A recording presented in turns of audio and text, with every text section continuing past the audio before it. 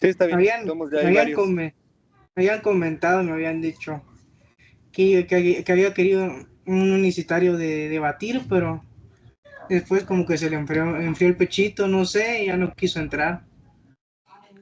Tuvo miedo. Pero vamos a ver. Si entra, ojalá, yo tengo ganas de dar garrotazos, sinceramente. Yo tengo ganas. Enciendan la hoguera. Entonces, me gustaría empezar primero con explicar de forma sencilla qué es de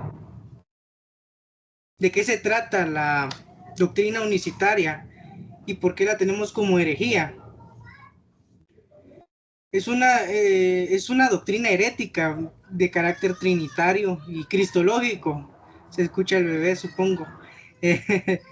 Esta enseña y afirma que Dios es una persona solamente y contradice totalmente lo que vemos en las escrituras al momento de tomarlas y sentarnos a leer. Al momento de abrir la palabra del Señor, encontramos primeramente a lo que es, incluso en el Génesis 1:1, encontramos a las tres personas de la deidad, encontrando lo que es al Espíritu de Dios, al Elohim, al Padre y a la palabra viva, el verbo por el cual todas las cosas fueron hechas. Y se desarrolla cada vez más la doctrina trinitaria hasta llegar en el Nuevo Testamento que lleve a, a la doctrina de forma desarrollada y revelada por el Señor. Sin embargo, aquí encontramos este grupo de personas, encontramos este grupo de ideas, las cuales afirman que en realidad lo que vemos a través de las escrituras son manifestaciones del Dios viviente, de un Dios que se manifiesta de tres formas diferentes. El Padre en el Antiguo Testamento, el Hijo en el Nuevo Testamento y a las naciones como el Espíritu Santo.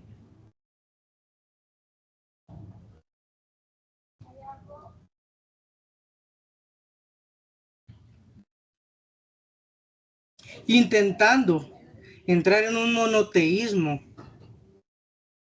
caen en una herejía completamente. No solo crean un muñeco de paja, un hombre de paja al momento de tratar con lo que es la Trinidad, pues dicen que esta habla de tres dioses diferentes,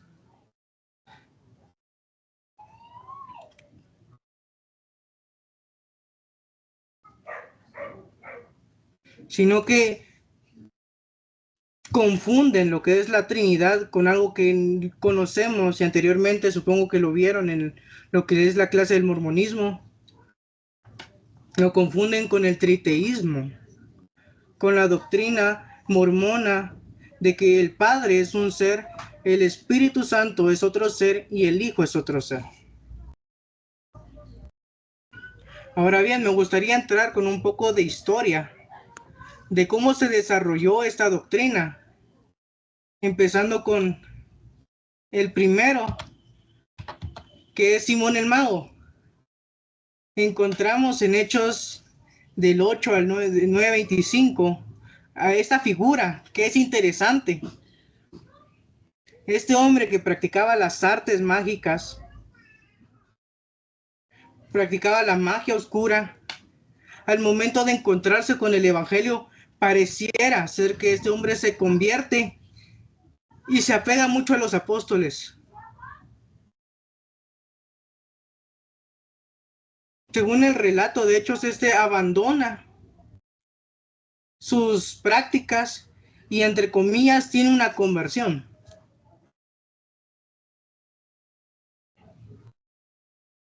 Sin embargo, vemos más adelante que su conversión en realidad es falsa. Pareciera ser que Simón el Mago tiene al cristianismo como como lo que él creía, como una gnosis, un nuevo conocimiento, un conocimiento oculto similar al que manejaba con lo que es la magia oscura, creyendo que el don de Dios podía comprarse. Y este hombre es tan importante porque no solo queda marcado en los Hechos de los Apóstoles como alguien que directamente el apóstol Pedro confronta, sino que además encontramos en la historia de la iglesia una relevancia tal que los padres de la iglesia lo llaman el padre de los herejes, de donde surgen todas las herejías. Y encontramos ciertos atisbos de lo que es la doctrina unicitaria en lo que es Simón el Mago. Ireneo de León, al momento de hablar sobre este hombre, trata lo que él decía y dice lo siguiente acerca de él: fue glorificado por muchos como un Dios, y enseñaba que había aparecido entre los hijos como hijo, que había descendido en Samaria como Padre, que había llegado a los gentiles como Espíritu Santo. Él era el poder supremo, es decir, el Padre que está sobre todas las cosas y consentía en ser llamado de todas las maneras de que le llamaban los hombres. Simón se hacía llamar él mismo Dios. Él afirmaba ser el Padre, él afirmaba ser el Hijo, él afirmaba ser el Espíritu Santo.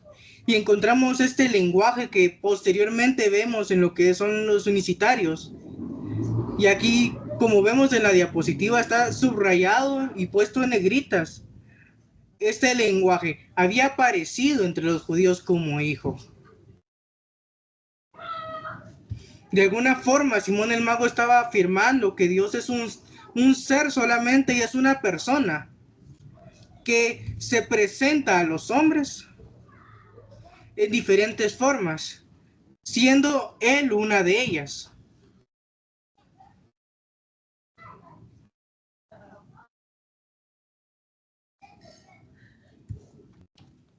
Ahora bien, pasamos a lo que es el monarquismo. Simón el Mago es un atisbo, pero llegamos aquí al monarquismo y encontramos ya lo que es la doctrina del modalismo. ¿Qué es el monarquismo? El monarquismo es una corriente herética que defendía la unicidad de Dios, que defendía la monarquía del Dios viviente.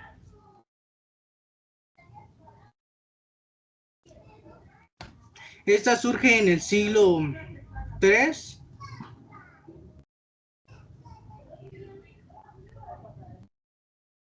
y se divide en lo que son dos formas: el monarquismo dinámico y el monarquismo modalista. Por un lado tenemos el monarquismo dinámico, que concibe que debido a que Dios es una sola persona, el Hijo no puede ser Dios. Por tanto, como el Hijo no es divino por naturaleza, lo que encontramos en los evangelios, para ellos era un tipo de adopcionismo. El Hijo recibiendo el poder divino sin ser Dios enteramente. Y por otro lado encontramos lo que es la corriente modalista.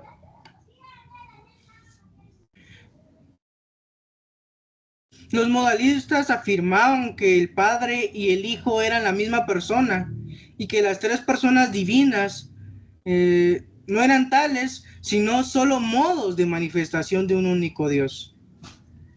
Philip Schaff, en lo que es su libro Historia de la Iglesia, si no recuerdo mal así se llama, dice lo siguiente al respecto: pero debemos distinguir cuidadosamente entre estas dos clases opuestas. Los monarquistas racionalistas o dinámicos que negaban la divinidad de Cristo o lo explicaban como un mero poder, dinamis, y los monárquicos patripacianos o modalistas que identificaban al Hijo con el Padre y admitían a lo sumo solo una trinidad modal, es decir, un triple modo de revelación, pero no una tripersonalidad.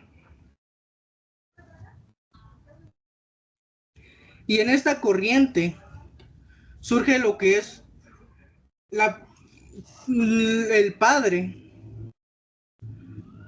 uno de los primeros expositores de esta vertiente, que enseñó a tantos y trajo tanto caos en la iglesia, principalmente de Roma. Encontramos a Noeto de Esmirna.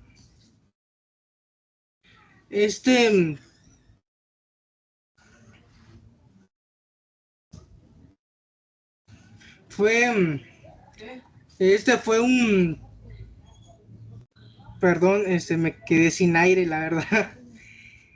Fue un teólogo originario de Esmirna, conocido por haber introducido lo que es el modalismo.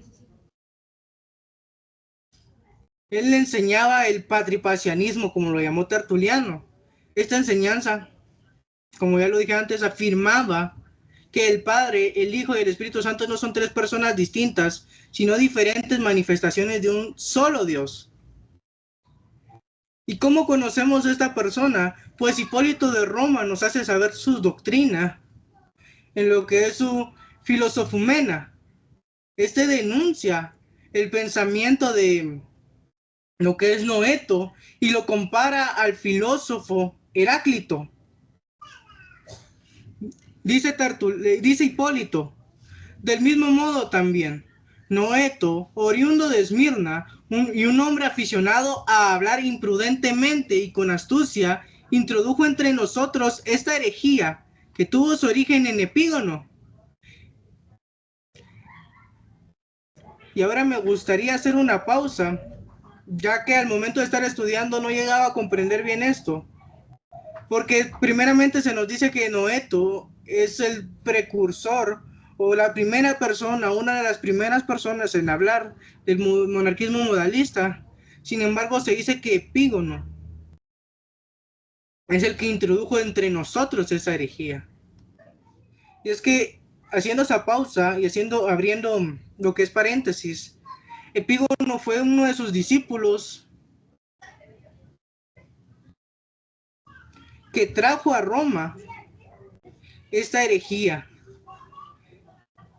Por lo que al momento de decir Hipólito que el que introdujo esa herejía fue Epígono, no quiere decir que este fue el primero, sino que al ser discípulo de Noeto, introdujo esa herejía en lo que es la sede de Roma. Ahora bien, esta llegó a Roma y fue adoptada por Cleómenes y ha continuado hasta hoy entre sus sucesores. Este hereje también sostiene que el Padre es generado cuando no ha nacido, pero que es engendrado cuando nace de una virgen. También que no sufre y es inmortal cuando no padece ni muere. Sin embargo, cuando le llega la pasión, Noeto admite que el Padre sufre y muere. Y los noetianos suponen que ese mismo Padre es llamado Hijo y viceversa, según los acontecimientos que les ocurren en los momentos propios a cada uno. Noeto afirmaba que el Padre no era hijo, ni había sido engendrado, sino hasta que nació de la Virgen, momento en el que comenzó a ser llamado hijo. De acuerdo a esta visión, Dios adopta distintos nombres o funciones según el momento: Padre en la creación, Hijo en la redención y Espíritu Santo en la santificación. Sin embargo, Hipólito denuncia una contradicción en la enseñanza de Noeto. Mientras afirmaba que el Padre no podía padecer ni morir, también sostenía que en la pasión el Padre sufre y muere. Esto lleva a Hipólito a rechazar rotundamente esta doctrina, atribuyéndola no a Cristo, sino al pensamiento del filósofo griego Heráclito. Dice lo siguiente: pero en este capítulo, Heráclito expone simultáneamente toda la peculiaridad de su modo de pensar y al mismo tiempo la cualidad característica de la herejía de Noeto. Y he demostrado brevemente que Noeto no es discípulo de Cristo, sino de Heráclito, pues este filósofo afirma que el mundo primordial es en sí mismo el demiurgo, el creador de sí mismo. En el siguiente pasaje, Dios es día, noche, invierno, verano, guerra, paz, hartura, hambre. Lo encontramos en la Filosofumena, volumen 2, sobre Noeto. Ahora, ¿quién fue Heráclito? Porque, porque es que no, lo que es Hipólito afirma que fue en realidad Noeto sacaba estas ideas de este filósofo. Y es que Heráclito fue un filósofo de Éfeso, presocrático, que vivió entre los años 540 400 y 480 a.C. Es considerado uno de los más profundos de la antigüedad, conocido como el Oscuro, debido a la complejidad de sus escritos. Su filosofía se centraba en el cambio constante de la realidad, el pantarrey, todo fluye, en las ideas y en la idea de logos y la razón universal que da orden a ese cambio. Heráclito decía que la realidad es una y en un constante cambio, y la doctrina modalista de Noeto decía que Dios es uno, pero se manifestó de distintas formas. Heráclito decía que la unidad existe en la atención de los contrarios, y según la doctrina modalista, Dios se muestra como Padre, Hijo y Espíritu, pero es la misma persona. Y Heráclito decía que todo fluye, pero el Logos da el orden al cambio. Y la doctrina modalista decía que las manifestaciones de Dios cambian, pero su esencia es la misma. Por lo que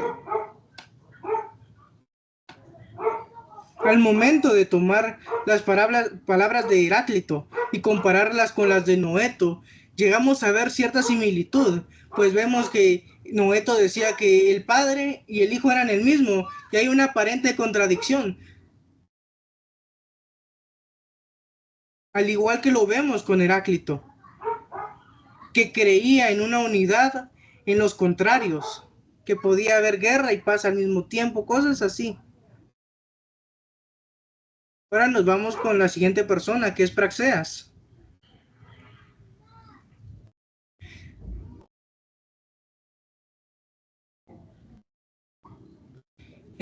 Tenemos a este hombre que según Tertuliano fue el primero en introducir lo que es la herejía patripaciana en Roma.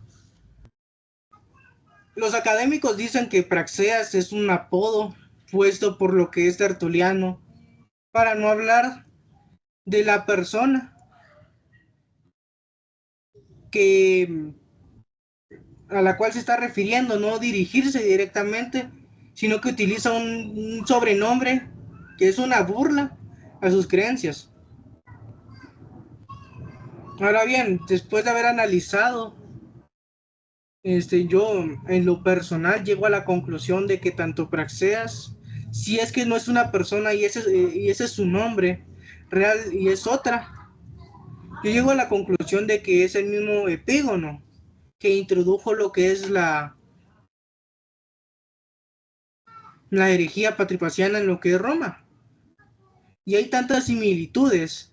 He leído también por ahí que a Praxeas se le llamaba, se creía también, y vamos a hablar más adelante de este personaje, que era el Papa Calixto I. Pero eso lo dejo como una curiosidad. Entonces vamos a ver qué creía Praxeas. Dice Tertuliano acerca de este hombre. Él fue el primero en importar a Roma desde Asia este tipo de depravación herética, siendo un hombre generalmente de carácter inquieto y sobre todo inflado con el orgullo de haber sufrido persecución a causa de su fe únicamente, porque tuvo que soportar durante un corto tiempo la molestia de una prisión.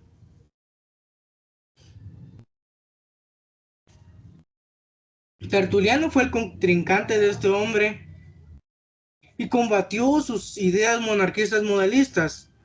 Es probable de que Tertuliano no estuviera batallando solo con Praxeas por el hecho de que sea monarquista modalista, sino porque en lo que es contra Praxeas, en su capítulo 1, deja claro de que Praxeas era antimontanista, y siendo Tertuliano uno de ellos, le llegaba a afectar de alguna manera.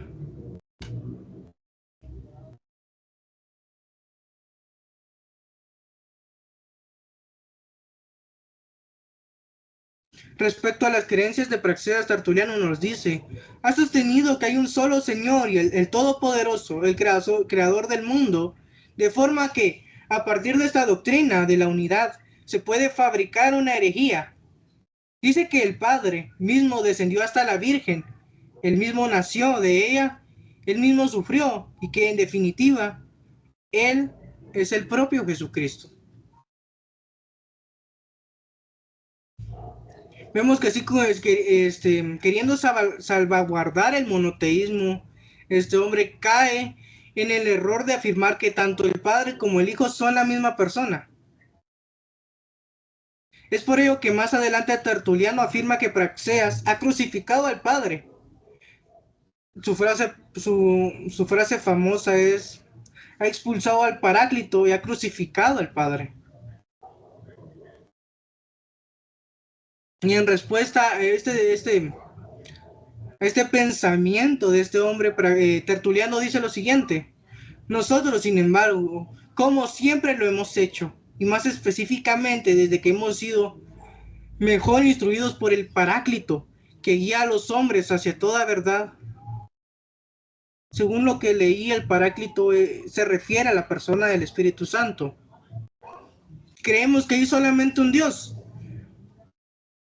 pero bajo la siguiente dispensación: una una economía, como es llamada, que este único Dios tiene también un Hijo, su palabra, que procedió de él mismo, por quien fueron hechas todas las cosas, y sin la cual nada hubiera sido hecho. Las palabras de Tertuliano a día de hoy nos resultan polémicas, pero es debido a su terminología es debido a su terminología, lo que él dice. Expresa de alguna manera que el Hijo nace de sí mismo, procede del mismo. Sin embargo, es importante recordar que lo que es Tertuliano es un hombre preniceno, que no tenía el desarrollo doctrinal que a día de hoy tenemos, y no tenía ese consenso que nos dejaron más adelante en lo que es el Concilio de Nicea. Ahora pasamos al siguiente padre de esta herejía, Calixto I. Este hombre fue importante, ya que llegó a ser papa. Y esto puede sorprender a muchos católicos. De hecho, yo cuando estaba investigando sobre este tema y entré al grupo, yo le preguntaba lo que es cómo es posible de que el Papa Calixto, que fue unicitario, sea un papa. ¿Cómo puede ser posible que este hombre importante esté dentro de la historia del pensamiento, de esta doctrina herética? Este hombre fue primero consejero de Seferino, quien al verse influenciado fue muy permisivo con la doctrina unicitaria. Y si Seferino fue permisivo, ¿qué no se puede decir de Calixto? Este hombre permitió ampliamente el pensamiento unicitario, siendo considerado por Hipólito como un hereje. Dice lo siguiente Hipólito de Roma: Calixto corroboró la herejía de estos noetianos. También produjo una herejía y deriva sus puntos de partida de estos noetianos. Es decir, aunque él reconocía que hay un Padre y Dios, llamado por el nombre del Hijo, sin embargo, en sustancia es un solo espíritu, y él sostenía que aquel que fue visto en la carne y crucificado es el Hijo, pero que el Padre mora en él. Y aquí vemos una doctrina, una creencia que actualmente hoy muchos unicitarios sostienen. Hipólito afirma que Calixto aceptó lo que es la doctrina noetiana, aceptó el monarquismo modalista. Este afirmaba que el padre era el hijo y decía algo súper interesante y que no recuerdo haber leído en algún otro padre de esta herejía, y es que el, el espíritu, la parte divina de Jesucristo es el Padre, y lo que es la carne al cuerpo es el Hijo.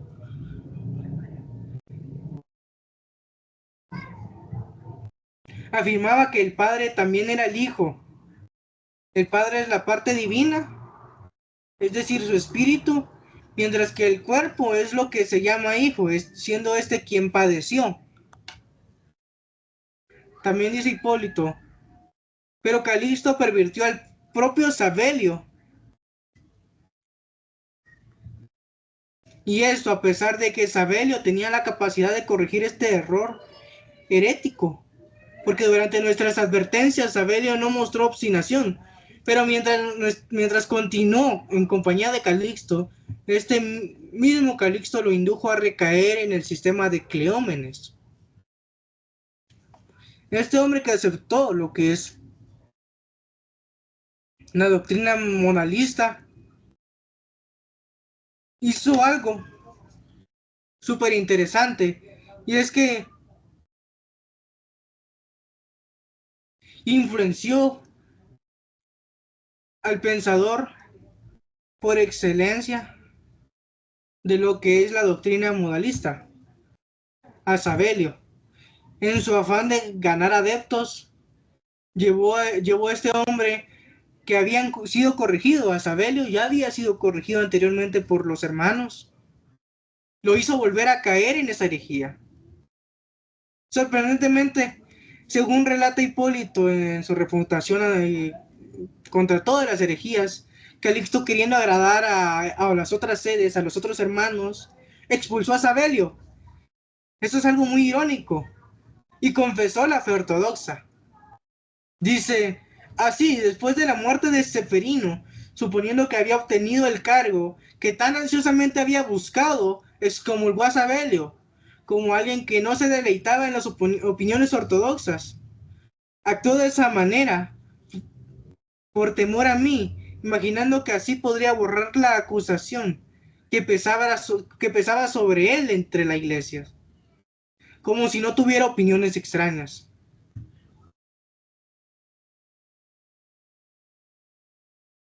Pero Hipólito afirma que Calixto realmente nunca se retractó realmente de esta doctrina, sino que solamente confesó la fe ortodoxa para calmar las aguas. Porque después vemos a Calixto y empezando una escuela unicitaria para ser más fieles. Dice lo que es Hipólito de Roma. El impostor Calixto, habiéndose aventurado en tales opiniones, estableció una escuela de teología en antagonismo con la Iglesia. Después de ver lo que es a este hombre, que sinceramente a mí me sorprende que esté en esta lista, vamos a ver al pensador por excelencia. Encontramos a Savelio. Savelio fue un teólogo de origen lidio que llegó a Roma en el año 215 después de Cristo. En esta ciudad ganó una considerable cantidad de seguidores, quienes serían posteriormente conocidos como sabelianos.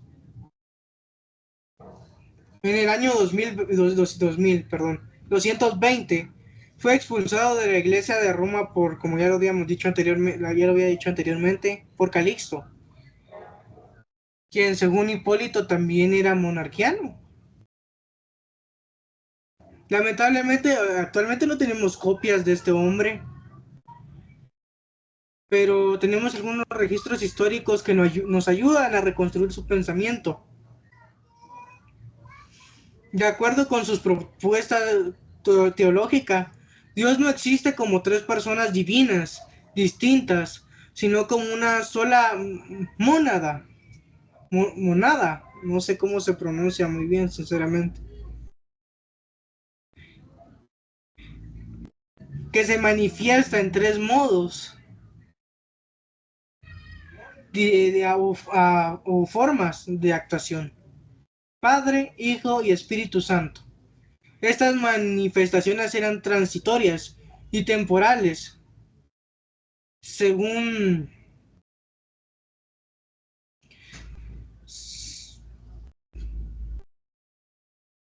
según la función que desempeñaba Dios en la historia. Por ejemplo, en el Antiguo Testamento, la monada divina actuó como padre al crear todas las cosas. Esta actuación no representaba una persona distinta, sino un modo o manifestación temporal que la única divinidad, de la única divinidad. De igual manera, el Hijo y el Espíritu Santo eran otras dos formas de operación de esa misma monada o mónada. Con esta doctrina, Sabelio rechazaba tanto la doctrina trinitaria como el patripacianismo de Noeto y Praxeas, quienes enseñaban que el Padre mismo sufrió en la cruz. Para Sabelio, el Hijo era un hombre real en quien actuaba la mónada divina, y por tanto, fue este Hijo humano quien murió en la cruz, no el Padre. Otro aspecto notable del pensamiento de Sabelio fue su esfuerzo por evitar cualquier forma de subordinación entre las tres manifestaciones divinas. Para él, el Padre, el Hijo y el Espíritu Santo eran modos igualmente válidos y activos de un único Dios monoteísta. Y él lo que utilizaba era una ilustración muy popular llamada, o la conocemos como la analogía del actor y sus máscaras. Dios es como un actor que representa distintos papeles, usando diferentes máscaras. Prospon. Así, en diferentes momentos del drama cósmico, el mismo actor aparece como Padre, como Hijo y como Espíritu Santo, pero siempre siendo el mismo ser. Algunos teólogos han interpretado el modalismo sabeliano como una doctrina de tres personas sucesivas y temporales. Según esta idea, la mónada se habría convertido primero en el Padre, en el Antiguo Testamento, en el Hijo, en la Encarnación, y finalmente en el Espíritu Santo, en Pentecostés. Sin embargo, esta interpretación se ajusta más al pensamiento de Marcelo de Ancira que al de Sabelio. Este último parece haber insistido en la unidad absoluta de la divinidad, no en la sucesión de personas temporales. De haber sido así, Sabelio habría negado la Trinidad bíblica, la cual presenta al Padre, al Hijo y al Espíritu Santo coexistiendo eternamente y actuando conjuntamente. En la Escritura no se enseña que una persona de la Trinidad venga después de otra, sino que las tres existen y actúan simultáneamente. Por tanto, sería más preciso afirmar que Sabelio no creía que la mónada se hiciera tres personas, sino que se manifestaba en tres modos de actuación según el orden de los tiempos. Ahora bien, y esto no lo tengo en diapositivas, una disculpa, lo que es una doctrina asociada al sabelianismo es la filopaterismo, el filopaterismo, del griego iopator, hijo y padre. Esta enseñanza, que puede haberse originado en Seferino y Calisto, más que en Sabelio, intentaba evitar el diteísmo, dos dioses. Afirmaba que Dios actuó simultáneamente como Padre y como Hijo durante la encarnación. Según esta visión, Dios era el Hijo por causa de su humanidad y el Padre por causa de su divinidad. Así podía repartir entre sí las funciones de ambas naturalezas. Sin embargo, esta idea también presenta serias dificultades teológicas y bíblicas. Sabelio logró evitar el patripacianismo al afirmar que fue el Hijo un verdadero hombre, quien murió en la cruz, no el Padre. No obstante, también cayó en el error de limitar a Dios en tres manifestaciones temporales, haciendo de él un ser transitorio y cambiante, incapaz de existir simultáneamente como Padre, Hijo y Espíritu Santo.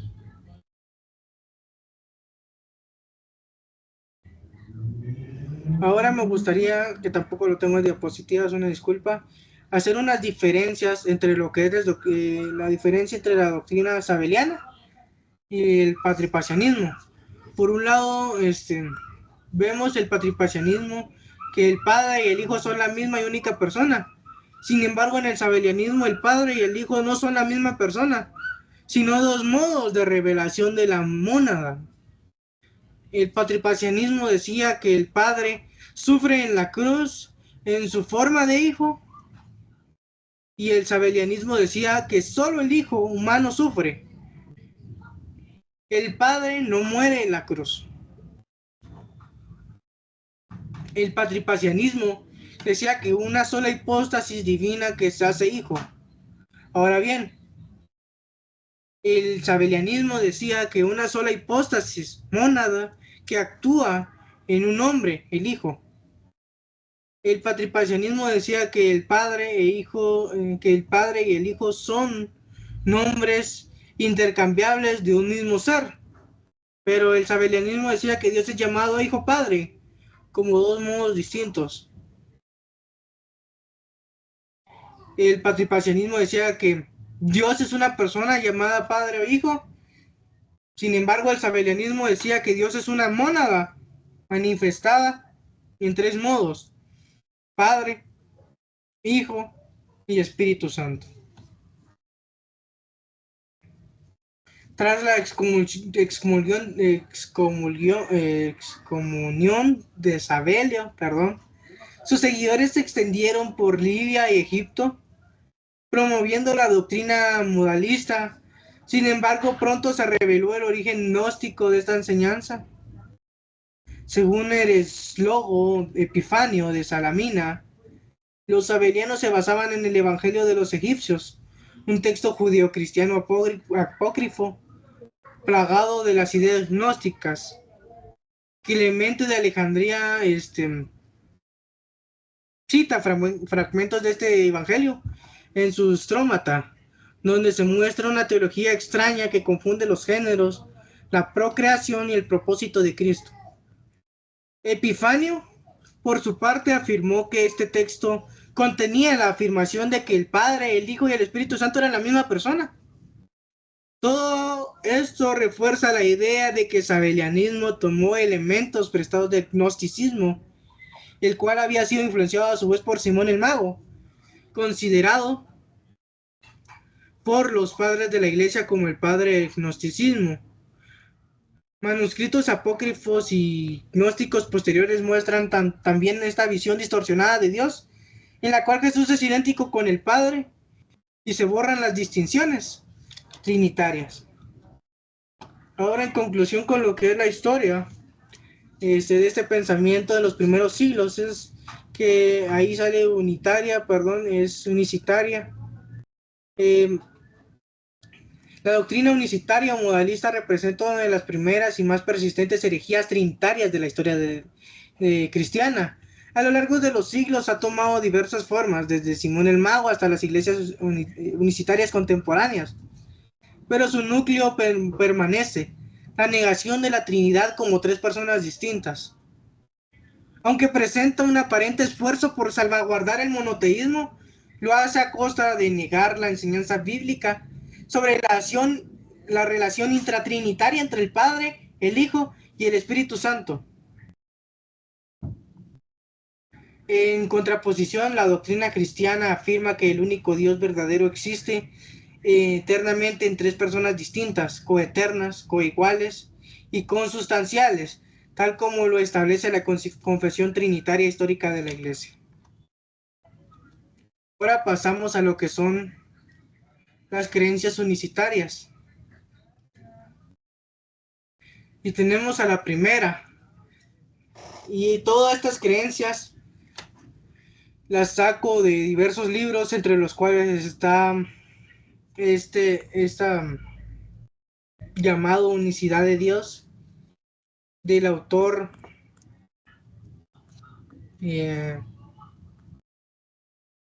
David Bernard.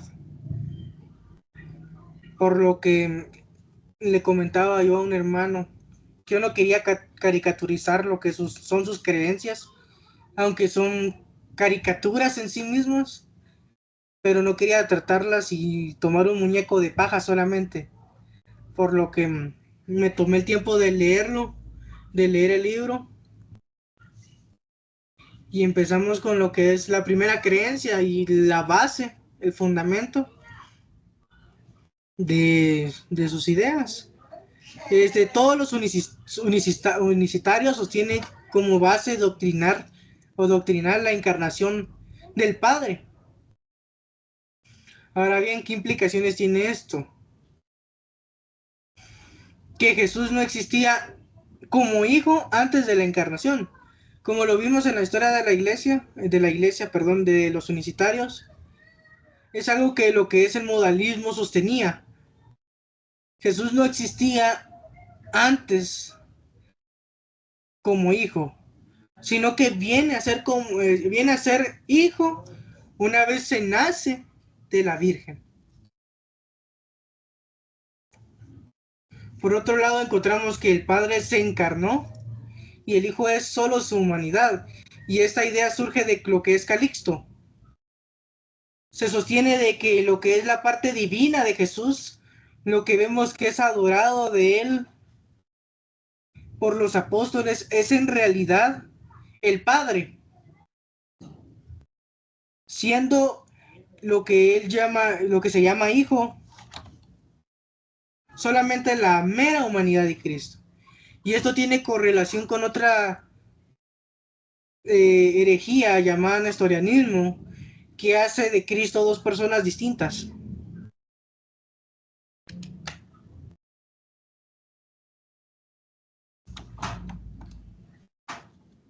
Ahora bien, tienen como importancia el nombre de Jesús.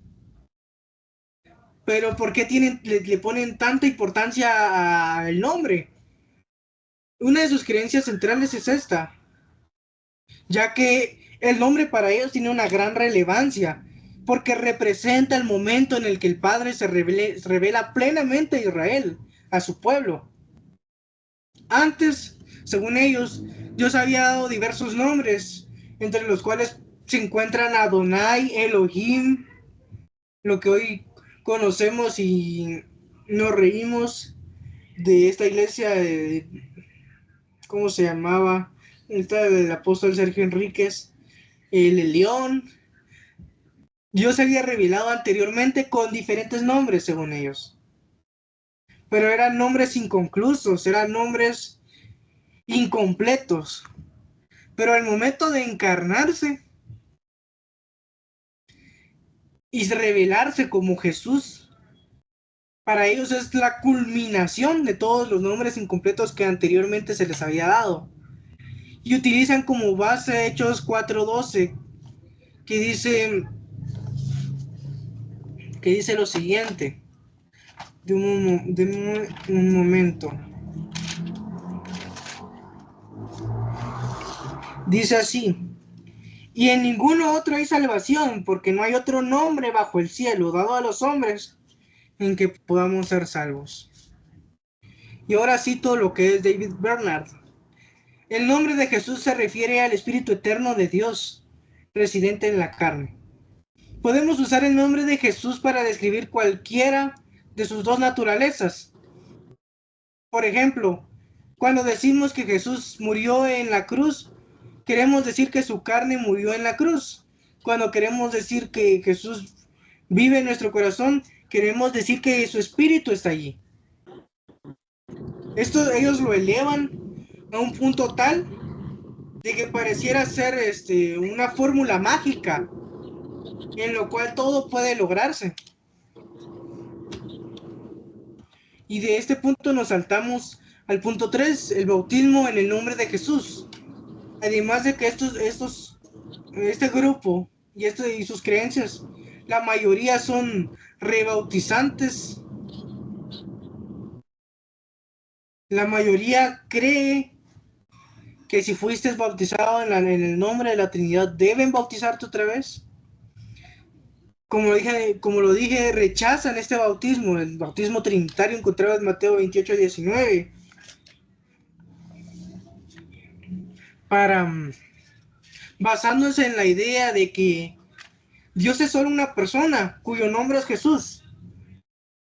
Y lo que hacen es que como no se encuentra en el libro de los Hechos un ejemplo del bautismo trinitario según ellos,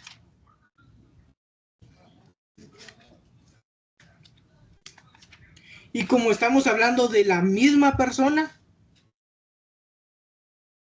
al momento de Jesús decir que se bautizara en el nombre del Padre, del Hijo y del Espíritu Santo, según ellos, se les estaba pidiendo de que fueran bautizados solamente y plenamente en el nombre de Jesús.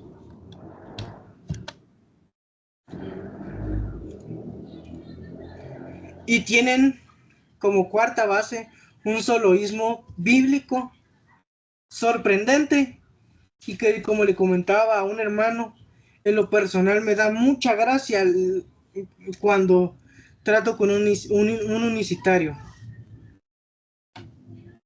Este grupo profesa una visión particular de la interpretación bíblica, de lo que es la interpretación de la sola escritura, que nosotros la llamamos como soloísmo bíblico. Y es que, si bien no son el único grupo que lo acepta, porque encontramos a muchas personas, en este caso legalistas, que también tienen esta idea,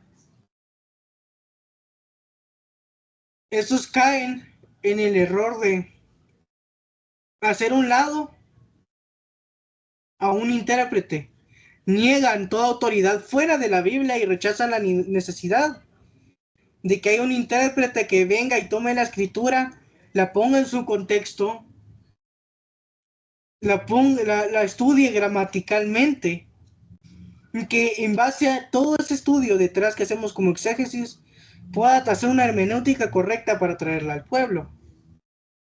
Según esta visión, la Biblia no necesita una interpretación, simplemente debe ser leída y la Biblia se entiende por sí sola. No obstante, se pasa por alto que al momento de leer cada persona se vuelve automáticamente un intérprete, y cada versión en sí misma es una interpretación bíblica. Cuando tomamos ciertos textos oscuros y toca llevarlos y traducirlos, querramos o no, estamos interpretando de alguna forma la escritura. Ahora bien, vamos a retroceder un poco. Ahí se fue, pero me gustaría tocar un poco lo que es la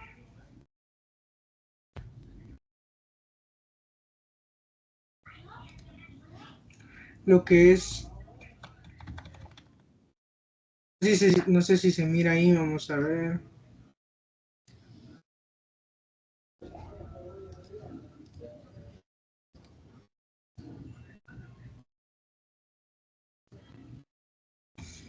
Me gustaría hacer un trabajo, antes de terminar, un trabajo de apologética sobre cada una de estas creencias. Para empezar, si bien aquí todos somos trinitarios, el hecho es que hay veces las cuales, debido a nuestro desconocimiento de la escritura, debido a que simplemente no nos tomamos el tiempo de interpretar la Biblia, caemos en ciertas ideas erróneas acerca de la Trinidad. Yo estaba leyendo esta semana el libro de David Bernard, y como lo decía cuando estaba hablando sobre lo que es el soloísmo bíblico que tienen ellos, me da un sinfín de gracia leer cómo él escribe, porque es sorprendente cómo toma textos y hace copia y pega de cada uno de ellos. Al momento de hablar de que, por ejemplo, Jesús es el Padre. Me gustaría tratar, antes de terminar con cada uno, con algunos versículos que él trata, para que al momento de nosotros encontrarnos con estas personas, tengamos lo que es la facilidad para no caer en su error, no solo eso, para defender nuestra fe, porque nuestra fe es bíblica. La Trinidad es algo expresado en las Escrituras de tal manera que es imposible de negar. Si tomamos el texto en griego, como le afirmaba un hermano, y nos tomamos el tiempo de solo leer Juan 1:1, encontramos a dos personas trinitarias. Si nos tomamos el tiempo de estudiar Efesios del 13 al 14, encontramos a las tres personas trinitarias. No solo en esos versículos, en el versículo 3 están las tres presentes, pero muchas veces venimos y cuando se nos presentan estas personas no tenemos la facilidad para tratar ese tema. Entonces voy a dejar de compartir pantalla y voy a compartir aquí lo que es la ventana de ESWord para tener más facilidad al momento de tratar los textos que él utiliza.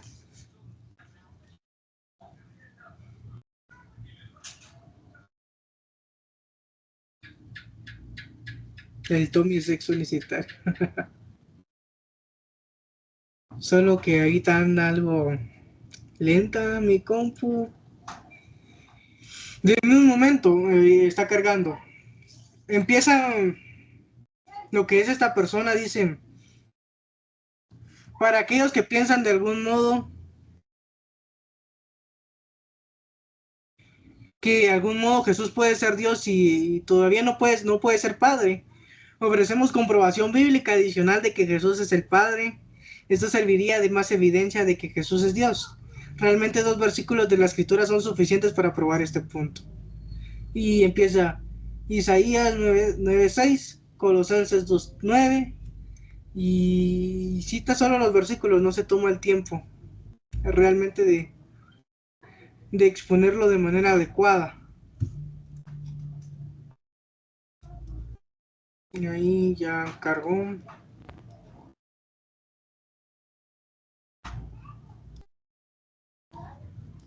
Yo quisiera hacer esto participativo. Yo sé que aquí hay mentes muy brillantes, la verdad. Lo sé porque tenemos aquí a nuestro hermano Jared, a Edwin. Sé que nuestros hermanos también son muy dotados del conocimiento bíblico.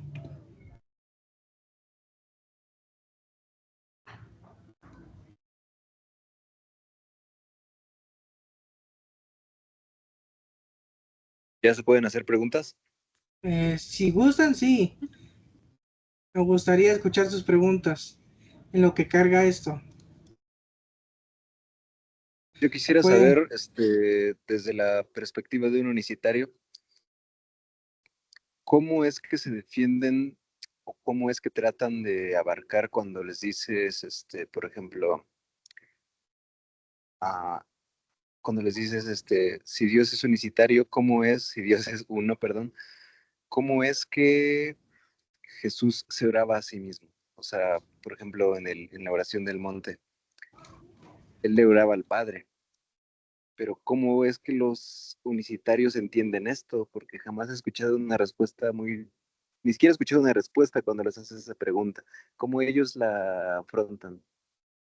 Si vemos, cuando estudiamos a la persona de Calixto, él dice algo interesante. Él dice que el espíritu o la divinidad de lo que es em,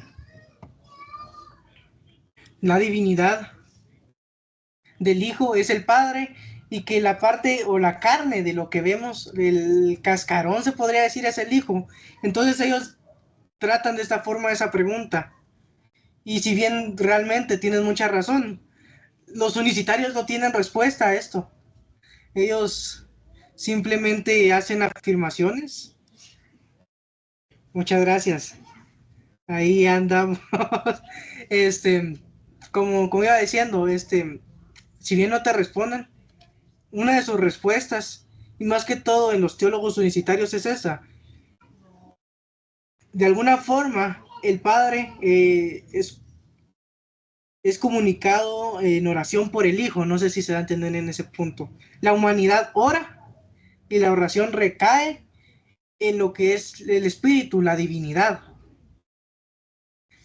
Por lo que al momento de hablar de que Jesús está orando al Padre, ellos lo entienden de esa forma. Lo que es la carne, hablando a la divinidad. No sé si pude responder bien tu pregunta y si me di a entender.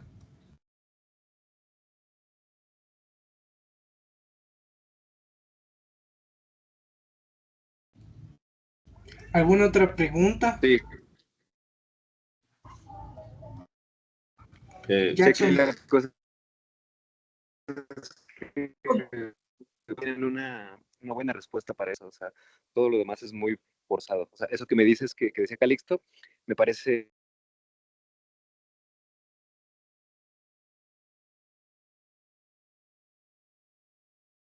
muy buena manera de tumbarlo siempre.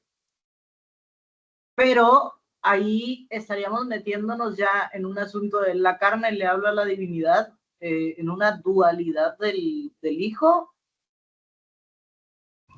Sorprendentemente, estas personas, cuando hablas con ellos, no se dan cuenta que en realidad sí están hablando de una dualidad. En el Hijo coexisten, según ellos, dos personas. Tanto el Padre, que es espíritus, como lo que es el Hijo, que es la carne. Y llegan a caer en nestorianismo. Tendríamos entonces a un Jesús esquizofrénico. O con Sí, trastorno múltiple. se podría decir que sí, la verdad.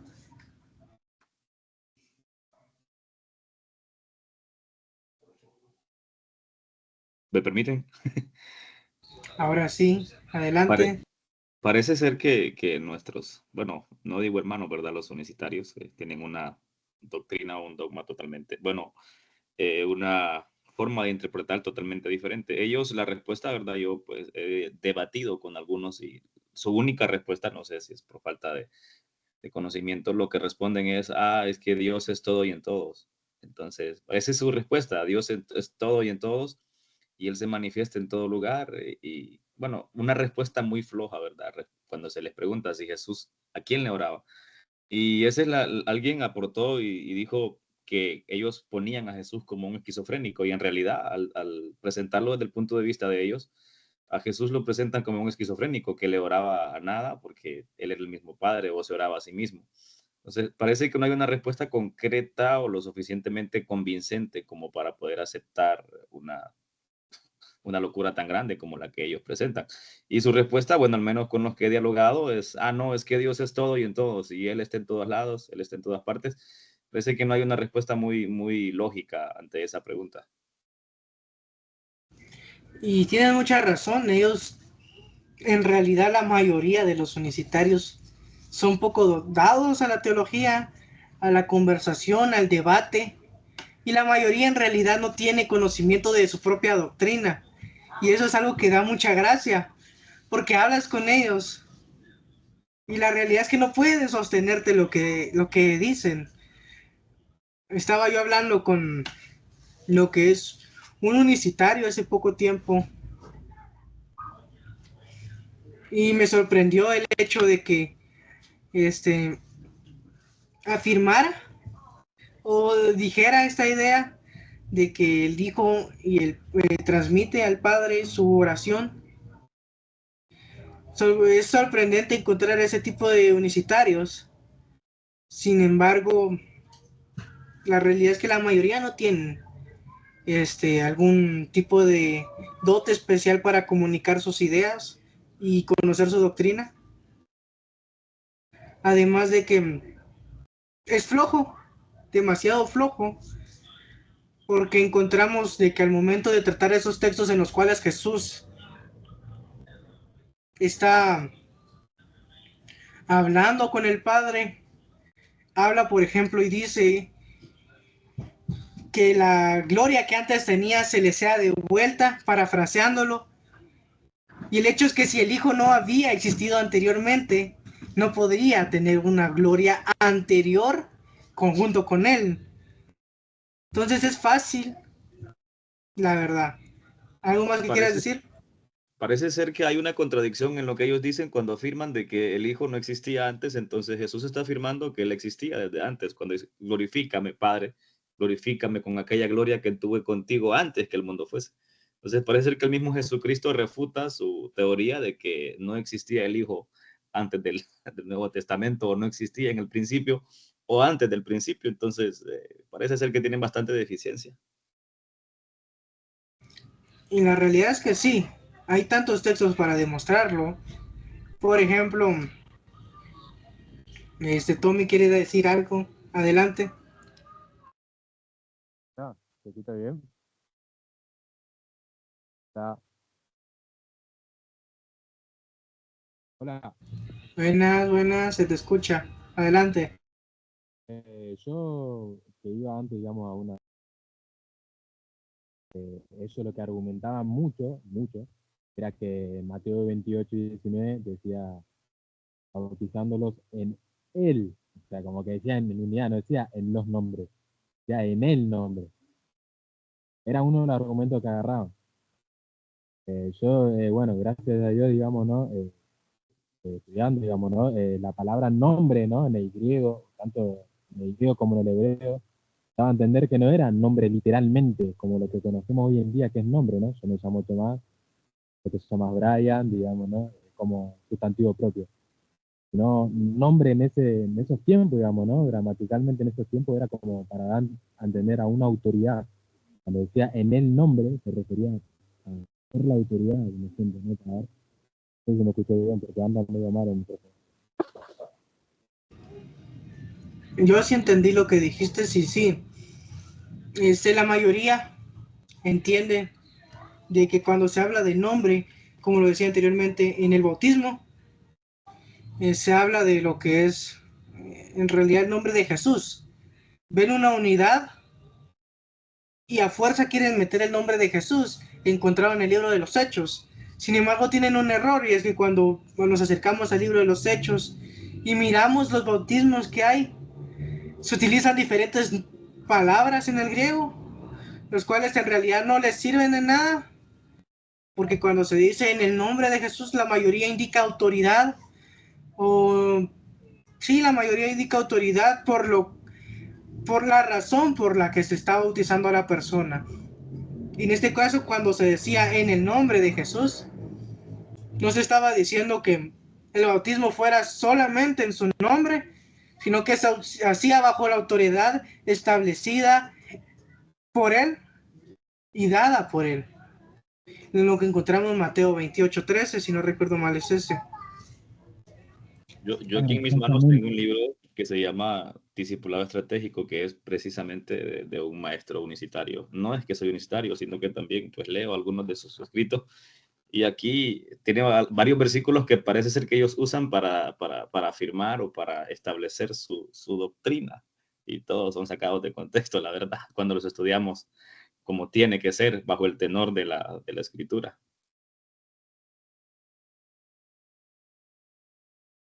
La realidad es que sí, vemos que este tipo de versículos están sacados de contexto. Y uno que quisiera tratar, y sé que lo han escuchado, es el de Primera de Timoteo, que Dios fue manifestado en carne. ¿Quién cuando no ha hablado con un unicitario ha escuchado este versículo aunque sea una vez? Dios fue Es el, manifestado en carne. y tienen como base este versículo. Sin embargo, cuando nos acercamos al griego, en realidad no dice Dios, sino que dice Él fue manifestado en carne y está llevando a una persona al sujeto de la oración, que es Jesucristo, por lo que se les desmorona cuando le presentas ese tipo de cosas. Ahora me gustaría saber qué quiso decirle el hermano Jared, no sé si pronuncio bien su nombre, porque preguntó algo, pero sinceramente no le entendí.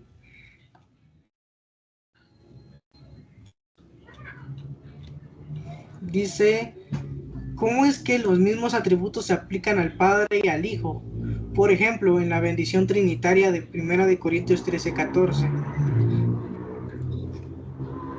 Y nos vamos a 1 Corintios 13:14.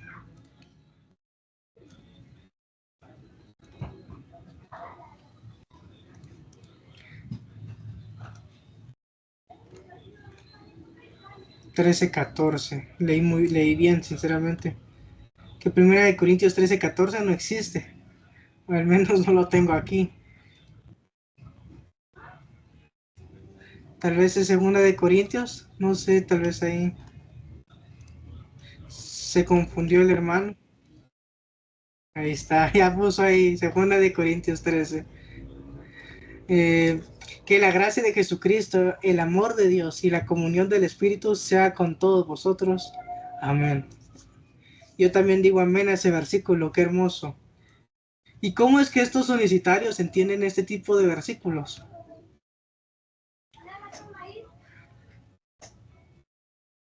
Sorprendentemente, la realidad es que muchos de ellos entran en alguna locura cuando tienen que tratar estos versículos que hablan de 3 personas,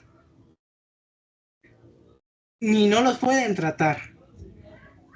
En realidad, cuando la mayoría se le presentan este versículos, intenta salirse por el hecho de que no les conviene que hayan 3 personas.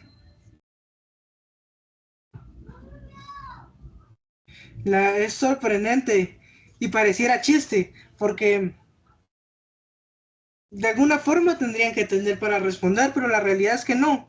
La mayoría ignoran esos versículos, así como intentan ignorar, por ejemplo, Juan 3:16, que habla del Hijo enviado, porque no tienen la capacidad de responder correctamente, siendo que el Padre y el Hijo y el Espíritu Santo son las mismas personas, son la misma persona para ellos. ¿Alguna otra pregunta? Creo que una de las preguntas que ellos hacen bastante también, bueno, ellos lo usan como una fuente, ¿verdad?, para refutar a los trinitarios, es preguntar, bueno, y entonces, ¿dónde está tu Trinidad en el cielo? ¿Dónde están los 3 tronos? Entonces, eso lo preguntan bastante. Ellos no sé si lo hacen porque tratar de caer en ridículo, no sé, porque ellos, bueno, y si tú eres trinitario, muéstrame dónde está tu Trinidad en el cielo. Eso es lo que ellos también siempre suelen preguntar. Al menos, ¿verdad? Con la cantidad de universitarios con los que yo he tratado, esa es la pregunta que siempre hacen.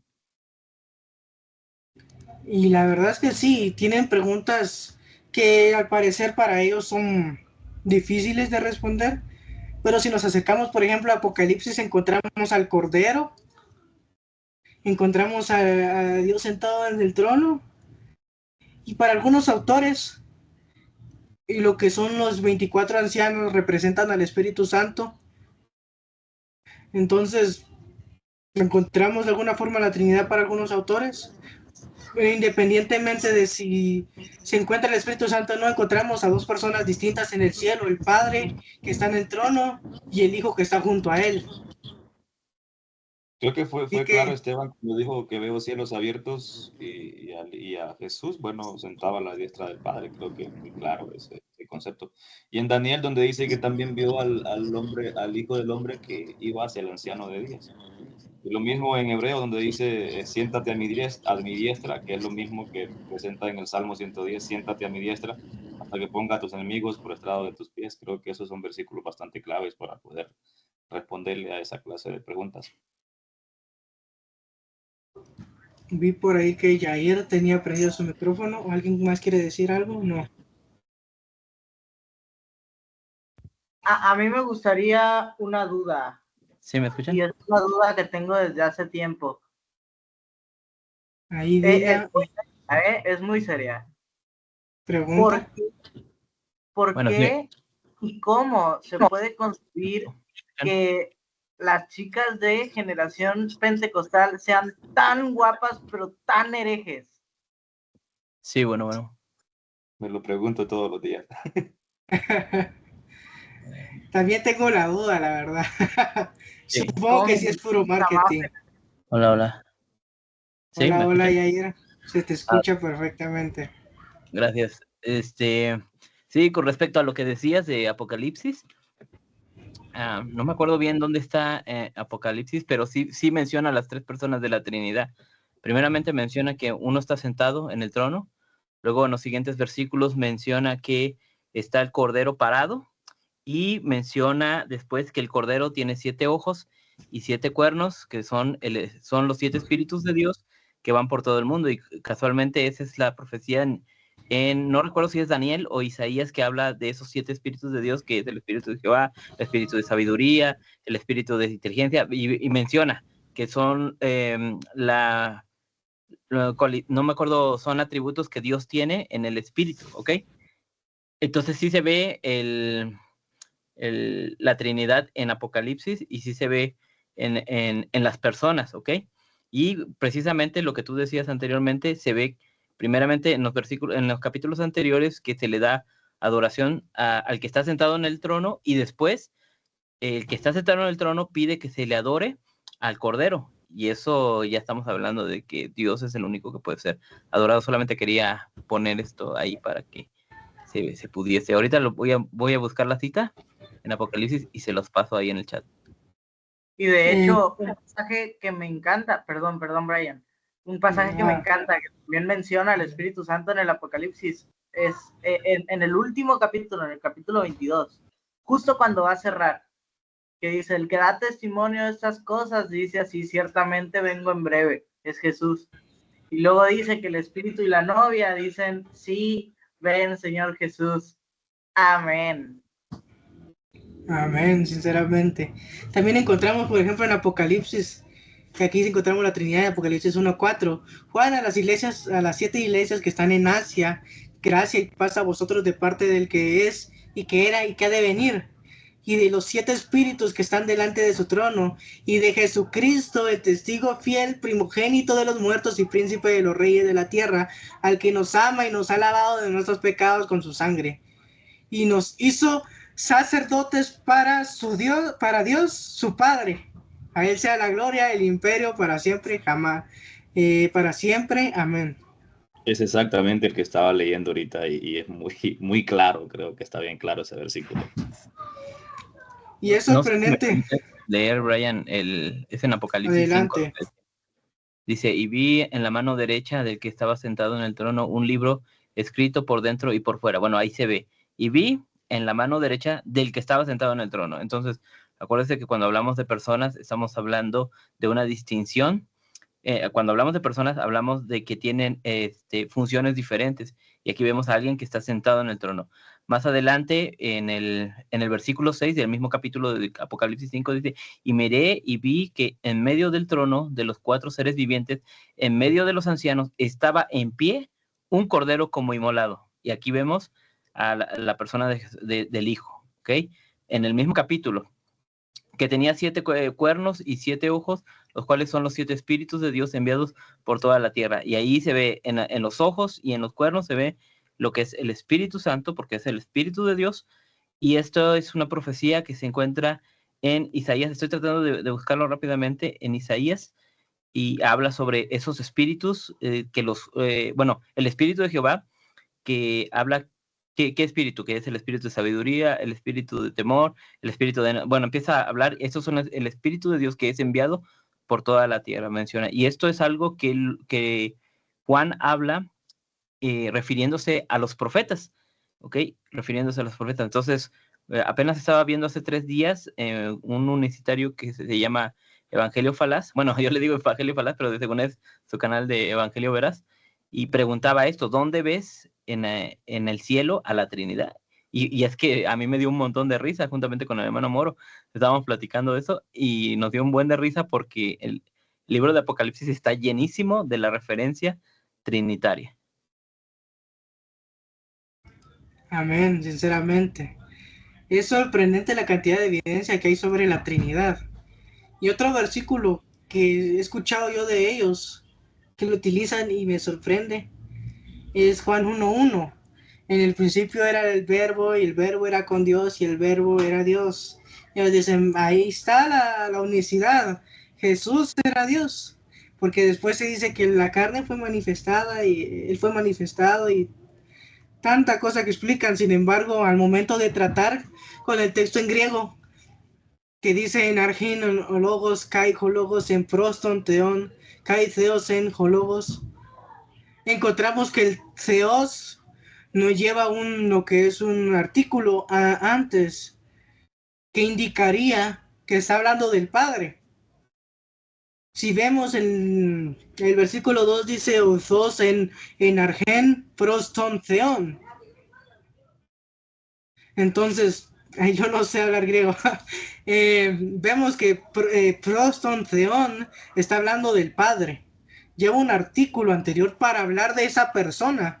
Sin embargo, al momento de irnos al griego, cuando se habla de que Jesús es Dios, no lo lleva, ya que sirve como lo que es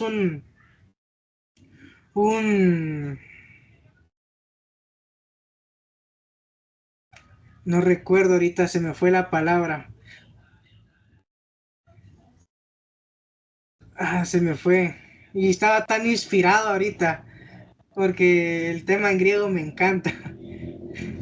Adelante, Edwin. Voy a buscar cómo se decía la palabra. Ok, una pregunta. ¿El unitarianismo y el unicitarismo son totalmente diferentes, correcto? El unicitarianismo es la doctrina que procede del modalismo, que explica que Dios es una persona manifestada en tres maneras. Y el unitarismo es la creencia de que el Hijo no es divino. Podríamos incluso ponerlo en comparación como lo miramos en la historia, el monarquismo dinámico que afirma que el Hijo recibe poder divino pero no es divino, y lo que encontramos con el el monarquismo modalista, que dice que Dios se manifiesta de tres maneras. No sé si respondí tu pregunta.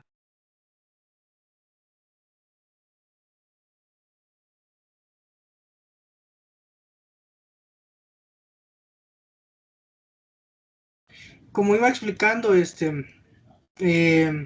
cuando vemos el griego del Nuevo Testamento y encontramos en Juan 1:1 esto de que en el principio era el verbo y el verbo era con Dios y el verbo era Dios. De hecho ahí explico yo. Sí, de hecho es sorprendente cómo es que intentan utilizar Juan 1:1 y la realidad es que no lo lleva a hablar de ese mismo, no lleva a su creencia.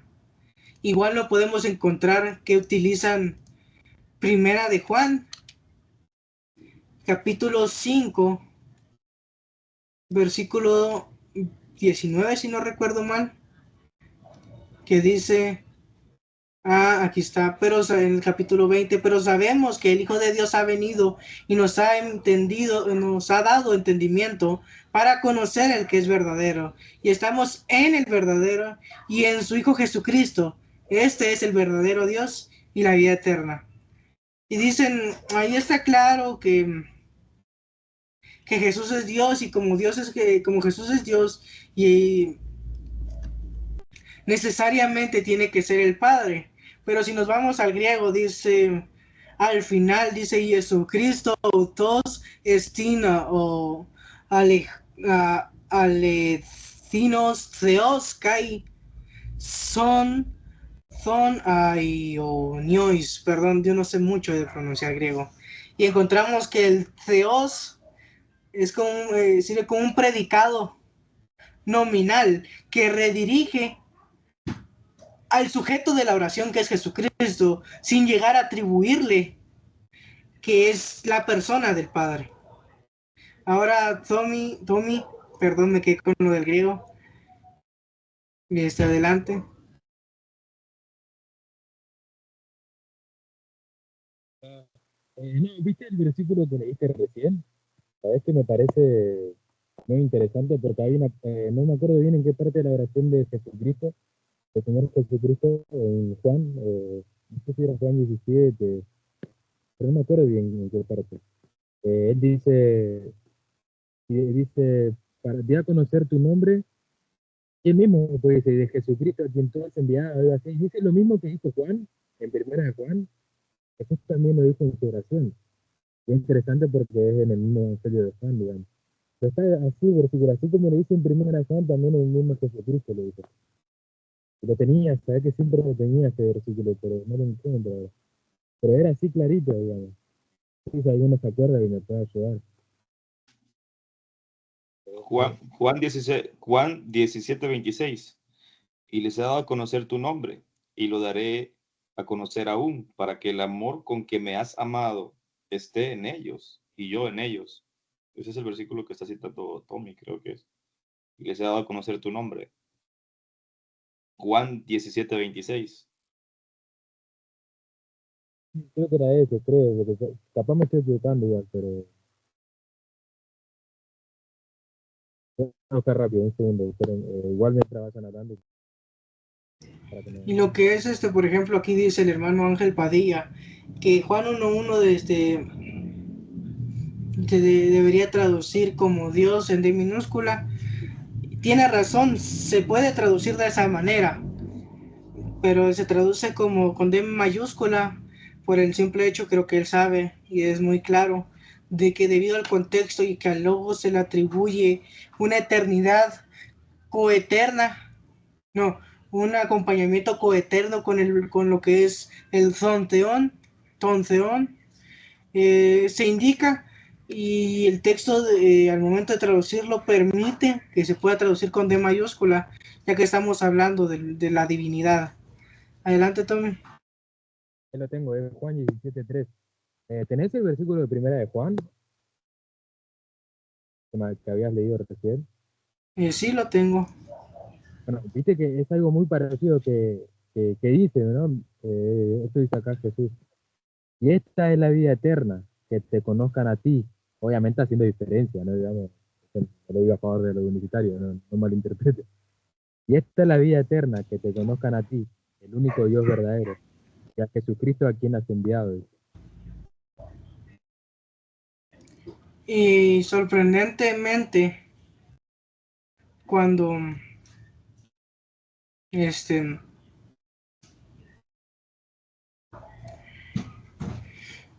nos encontramos con esta clase de versículos, ellos lo utilizan los unicitarios para justificar este tipo de creencias.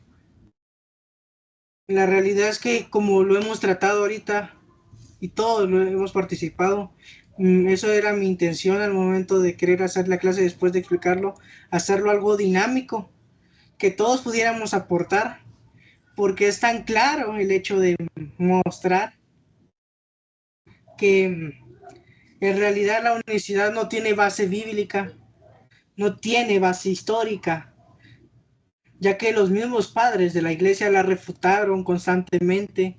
Hipólito, como vimos, fue uno de los que más habló y trató al Dios unicitario como algo esquizofrénico, como un Dios con dos personalidades, sin una idea correcta.